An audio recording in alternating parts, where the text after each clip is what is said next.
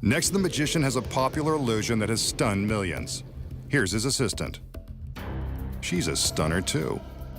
He tells the girl that her hand will have a starring part in this miniature guillotine. The blade of this contraption is razor-sharp steel. He places her hand through a hole in the device. She'd better wave bye-bye now. The way these things work, she won't be able to do it later. The blade goes into the top of the guillotine.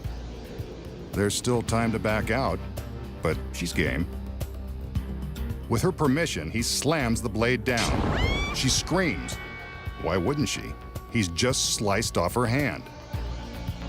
Well, what did she think was going to happen? The magician takes the towel and reaches into the basket. He returns her hand. Too little, too late. Maybe some magic will make it all better. A little conjuring, and the hand is good as new. She forgives and forgets. Now forgive me if I ask how it's done. So how did the magician plunge a genuine razor-sharp blade through the wrist of his lovely assistant, apparently removing her hand? Of course, he didn't. The secret here is in the miniature guillotine. With the basket removed, we can easily see a large space beneath the opening for the hand. The space is normally concealed by the basket, and there's good reason. When the blade is thrust downward and the assistant's hand appears to fall into the basket, the entire center section of the guillotine slides down into the empty space. The assistant's hand and wrist slide down with this center panel. From the back, we can see how the panel with the handhole is designed to slide.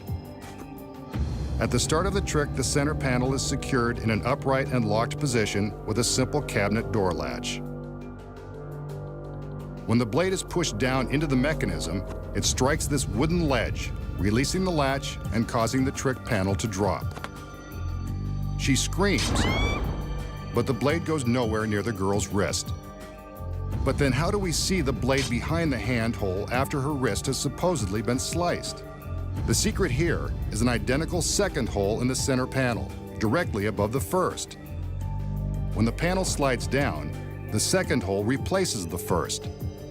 We can see the blade behind this second duplicate hole. Let's see it again in slow motion without the basket covering the secret.